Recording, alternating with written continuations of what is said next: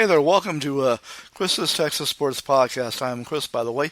Today it's a look at the Stephen F. Austin, Tarleton State, and Texas A&M-Commerce football teams, and a look back at sports in Texas in 1955.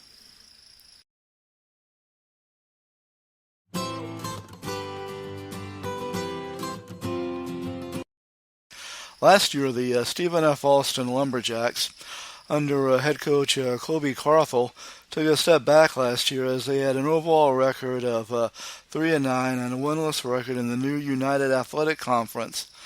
That was after having an overall record of 6-5 and winning a share of the WAC championship in 2022 and making the FCS playoffs in 2021.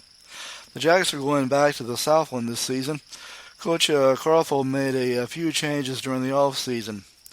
The first was to split up the recruiting in East Texas among multiple coaches. Another change was to focus on recruiting high school players that are used to winning on the highest levels. He also made a change at offensive coordinator. He parted ways with Matt Storm, who had coached with him for 12 years, and brought in Chris Ross, who had been the head coach at several schools in Texas, compiling a win-loss record of 190 and 82. The Jacks have two players who have made the 2024 preseason FCS All-American team. They are redshirt freshmen Ed Bobino III and kicker Chris Campos.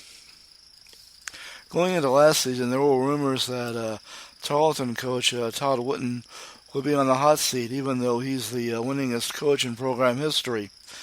That was if the Texans weren't deemed to be competitive in the United Athletic Conference. The Texans, led by quarterback Victor Gabalis, who had 2,492 yards passing and 18 touchdown passes, answered with an 8-3 record and a 4-2 mark and a second-place finish in the UAC. But since they were still transitioning from D2 to FCS, they were ineligible for the FCS playoffs. That kind of upset Coach Whitten and the team, but it gives them expectations to win the UAC and get the automatic bid for the FCS playoffs. The Texans have every starter on offense and 7 starters on defense returning. There were some changes on the coaching staff. Adam Austin was moved up to co-offensive coordinator and quarterbacks coach. Scott Airy was moved up to co-offensive coordinator and offensive line coach. Memorial Stadium was remodeled in 2019 and expanded again in 2022, raising the capacity to 24,000. The Texans were 4th in attendance in FCS last year, averaging 18,697 fans a game. They remodeled the field house last year. They put in a multi-purpose room, a nutrition bar, a film room, 9 offices for the coaches, and a barber shop.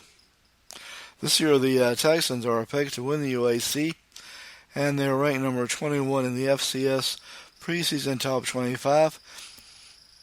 Running back Kayvon Britton is on the Walter Payton Award watch list and is a preseason FCS All-American. They will play McNeese at home to start the season on August 29th, and they'll start UAC play at North Alabama on September 26th. The Texas A&M-Commerce Lions football team, they had a record of 1-9 with former Lions quarterback Clint Dozell as their new head coach. There were changes to the coaching staff during the offseason, with Coach Dozell taking over play-calling duties for the upcoming season. They also let defensive coordinator Kyle Williams go, and they moved linebackers coach Jack Tyler to defensive coordinator, and they also promoted defensive line coach Michael Smith to assistant head coach. The Lions recruited 25 players and got 16 players in the transfer portal. Coach Dozell is looking at getting the run game better this year after they had only 1,339 rushing yards and 9 touchdowns as a team last year. The Lions are picked to finish 8th in the Southland while defensive back Max Epps is one of the top 5 players in the Southland, and according to Dave Campbell's Texas Football. Next, we'll look at sports in Texas in the year 1955.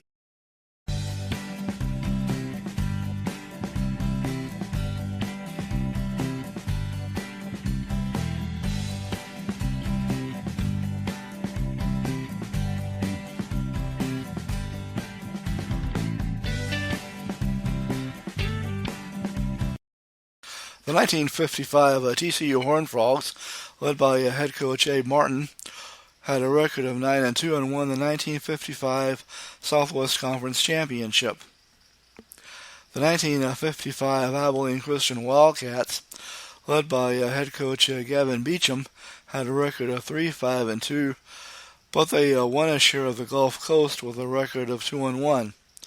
The 1955 East Texas State Lions, led by head coach Jules V. Sykes, had a record of 5-4-1 and won a share of the Lone Star with a record of 5-1. The 1955 McMurray Indians, led by a new head coach Douglas Cox, had a record of 9-2 and won the Texas Conference. The 1955 North Texas State Eagles, led by head coach Otis Mitchell, had a record of 5-4-1, and they won a share of the Gulf Coast with a record of 2-1. You had Abilene Christian and North Texas win the Gulf Coast, even though they're not anywhere near the Gulf Coast. The 1955 Prairie View A&M Panthers, led by head coach Billy Nix, beat Fisk 59-0 in the Prairie View Bowl.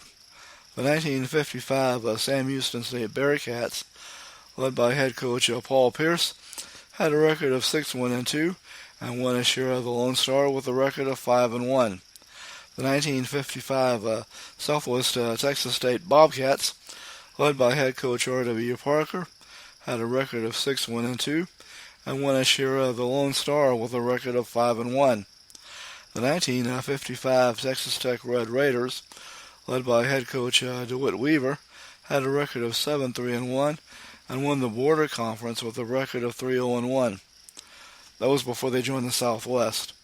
The Red Raiders went on to lose to Wyoming in the 1955 Sun Bowl. The 1955 Dallas Eagles, the AA affiliate of the New York Giants, finished first in the Texas League with a record of 93-67. The 1955 Houston Buffaloes, the AA affiliate of the St. Louis Cardinals, finished fourth in the Texas League with a record of 86-75.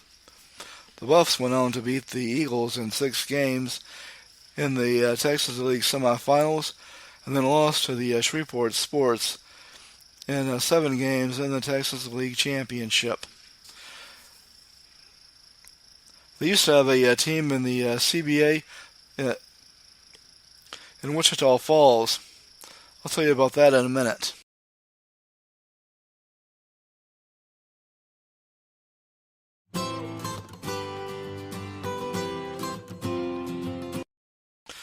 There used to be a team in the CBA, the Continental Basketball Association in Texas, in the late 80s, early 90s.